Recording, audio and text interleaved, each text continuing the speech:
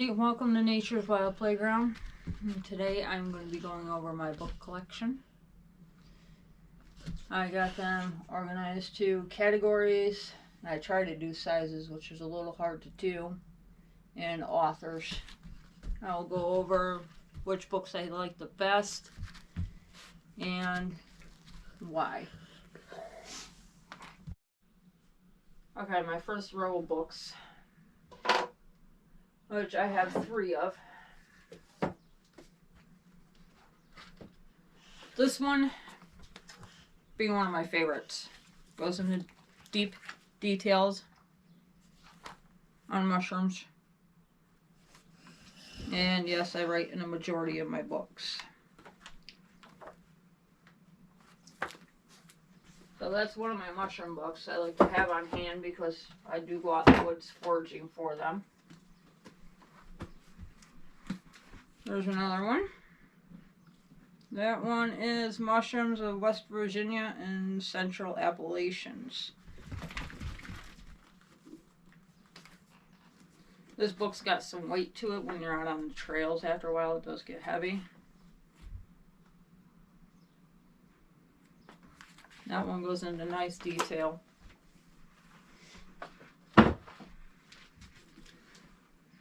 Peterson's Field Guide. I have a couple of his books,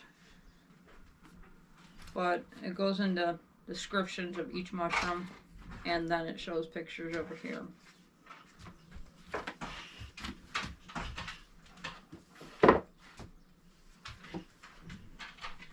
Oh, this one's in the wrong spot. Oh well.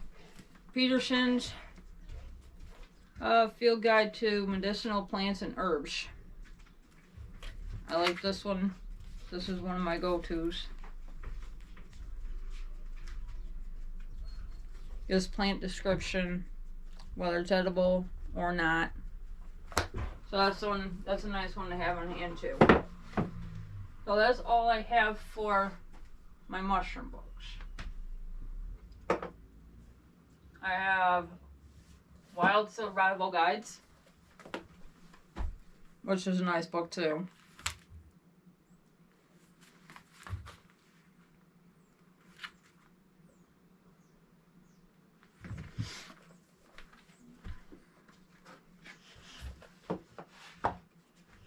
Basic butchering and livestock game. That's a nice one to have on hand. It goes from smoking your meat to duck and geese, how to cut it, butchering, what sections what. I have 2 of these books. They're 2 different ones. An encyclopedia of edible plants and North America.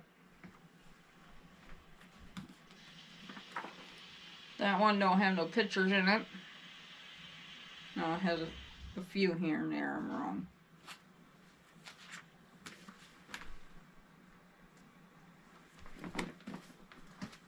I think the most money I've spent on one book was about $40. But it was well worth it. Alright, 2 books I like to have. Is Field and Stream, the Total Fishing Manual. These are nice books to have. Gives you layouts of the land, how to find shallow spots, depth. Gives you little tips and tricks in these books on lures, fish, what the fish like to bite on.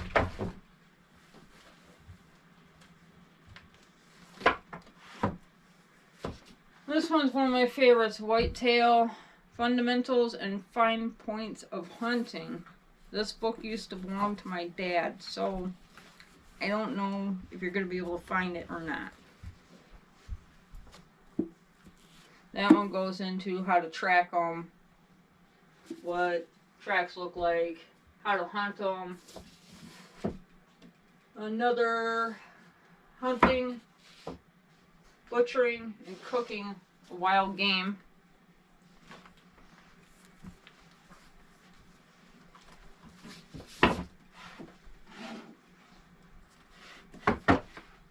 This was one of my $40 books. Complete outdoor encyclopedias. Camping, fishing, hunting, boating, wilderness survival, and first aid. First aid is a must know if you're out in the woods.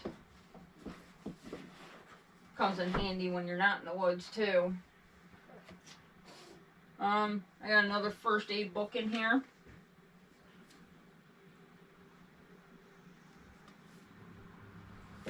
That one kind of reminds me of a dictionary.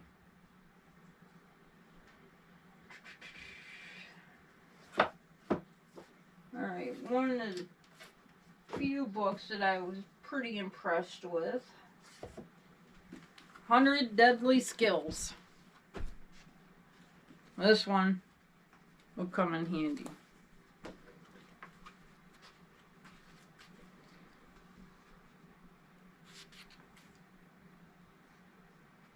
This book covers a little bit of everything.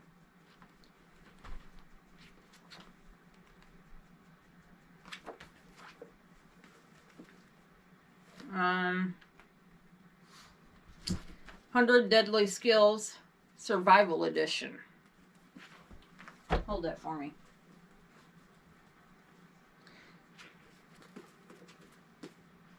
The SEAL Operative's Guide to Surviving in the Wild and Being Prepared for Any Disaster. So this one goes over water filtration, fires, navigation,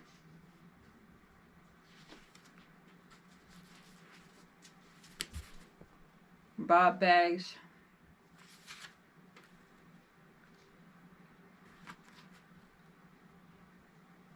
hunting and scavenging during in the desert for survival, fire as I mentioned, there's flashlights, first aid,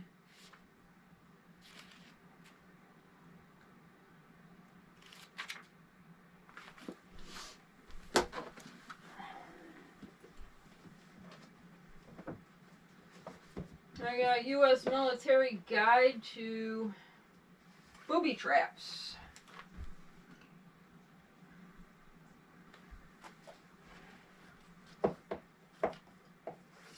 Canning, freezing, curing, smoking meat, fish, and game. Very nice one to have on hand.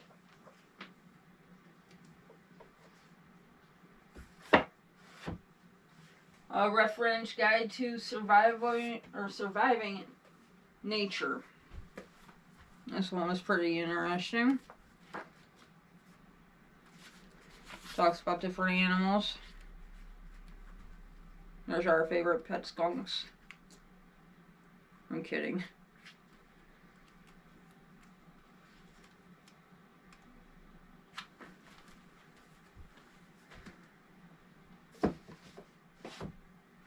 Let's see. One of the best sellers, How to Read Water. I haven't gotten into this one too much just yet.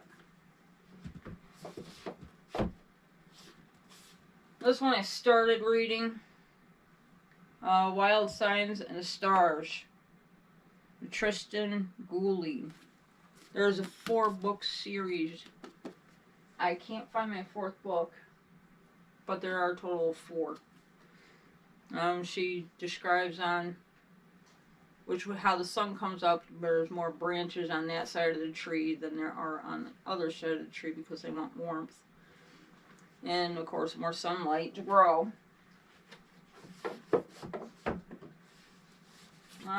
2 more of her books. Walker's Guide to the Outdoors and Signs and Uses. That other one I already showed you. Alright. Now I can sit down. That I found in a old abandoned area, and back in the day the houses in the church caught on fire, and I did find that digging up things. I got this one here. Oddball ointments, powerful potions, and fabulous folk remedies. Jerry Baker is one of my favorite authors. I think I have maybe, say, 6 books just in this category of him. They're easy to follow along with. And they go into detail, which I do like that. Anti-pain plan. That's a tongue twister. Herbal pharmacies. Nature's best miracle medicines. Of course, you got clover there. You got lavender down here. How to grow it, how to harvest it. Let's see. Shoot, I should have just stuck that page. There we go. Tarragon, French. Herbal ID. The history of it. Medicinal uses. Restore your appetite. Growing tips.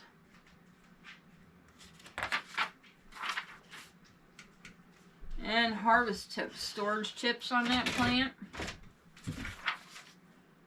And how to store it in tonics, tinctures, and all that. That one's Jerry Baker as well.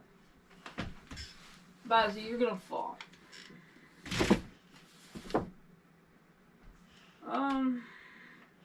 Magic and medicine plants. This is an old one. My grandmother had it. And I got it after she passed away. On the Lost Book of Herbal Remedies. Claude Davis.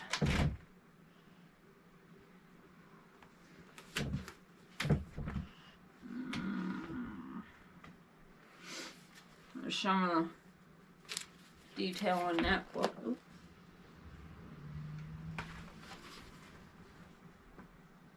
You know, because eventually we're going to end up, our power source is not the strongest that everybody would like, and eventually we're going to run out of power, and we're not going to have the internet to learn anything. And that's why I have the books that I do. Other than loving the outdoors and reading, good knowledgeable information. Home remedies. Old time home remedies. That's a good one. It's by Ken Tate. Oh,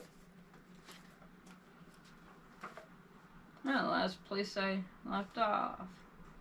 Sheep Nanny Tea. And it goes into how it was discovered, how to make it, what its uses are for it. That one's nice to have. Oh, these books down here on the bottom, there's just ones that I've made. Those are all my home remedies. Trying to find. So I'll have to fix that. Herbs, outdoors, gardening, wild edible pictures, and chart.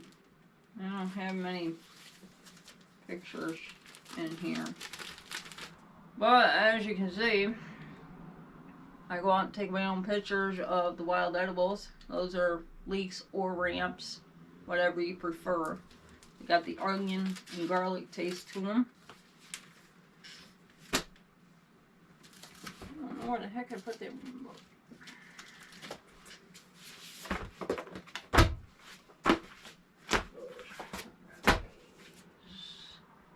Herbal tea blends.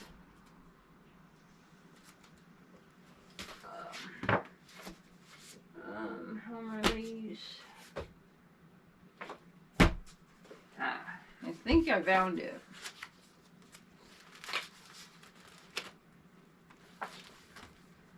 Alright, I printed out some information about mushrooms. I'm just starting to learn them. I can get them apart. Morel mushroom. Picture I had taken when I found morels last year.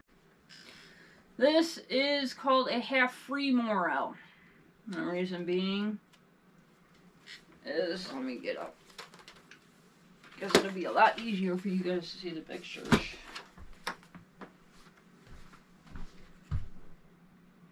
There's a morel. There's a half-free morel. See if I get it over the light a little bit better. There you go. This one is a false morel. Notice the difference between the two.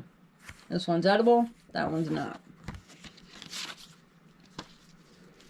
And the morels start coming out when you see these little flowers up north.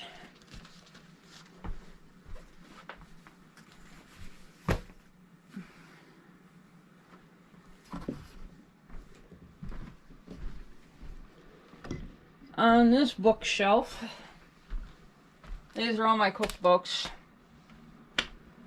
Secrets to great soil.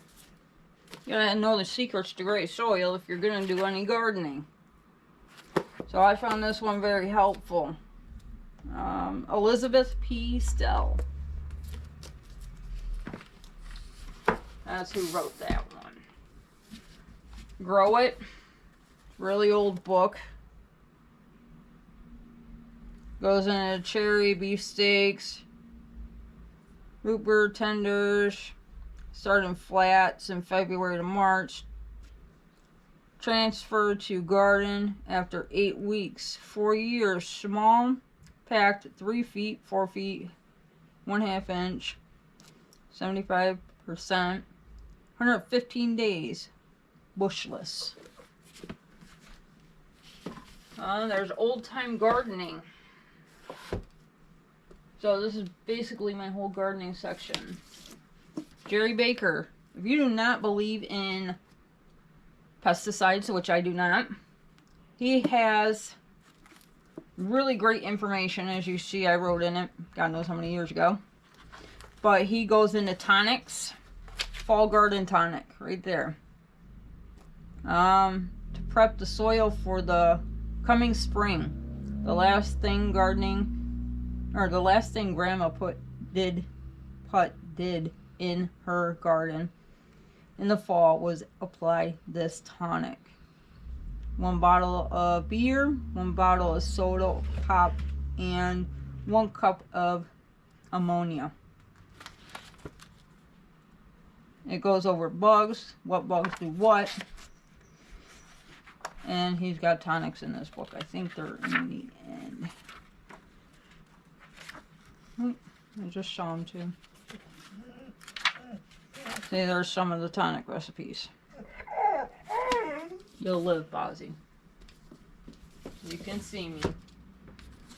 Oh, companion planting, that's a really good one. It saves space on your garden, like your corn, pole beans, and lettuce. So you put your corn in, you let your pole beans grow up it, and the two will shade the lettuce so you have a longer yield of lettuce. And that one's Pamela Allardyce. Sorry if I'm pronouncing it wrong. Right down here.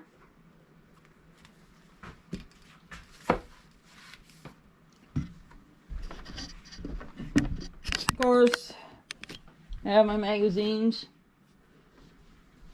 right here. Yeah, Stocking Up 3. Just nice to have on hand.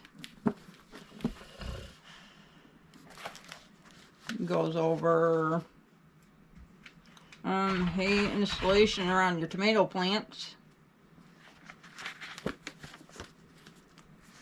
How to preserve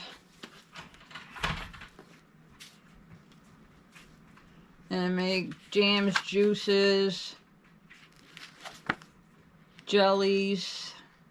How to pressure can meat. How to make cheese. Beef jerky. drying meats.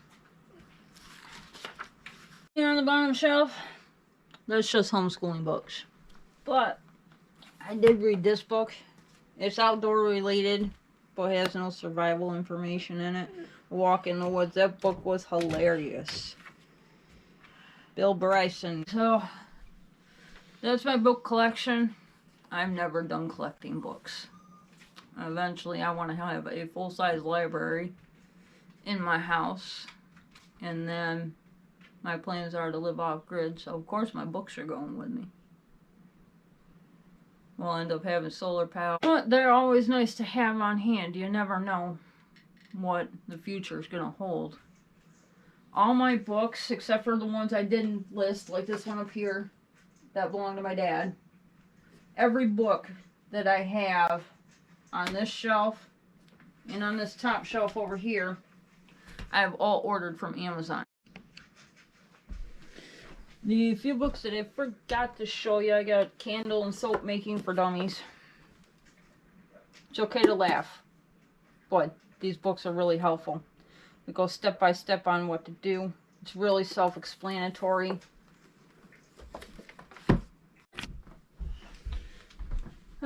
Crocheting book. You never know if you're gonna need to learn how to crochet out of wool or anything like that. Organic gardening. That's nice to have. And beekeeping. Without our bees, we have nothing. So keep that in mind. I set up little water dishes for them during the summer.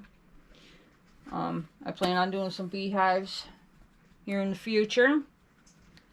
But this book's really nice. They also have a book on building the hives too.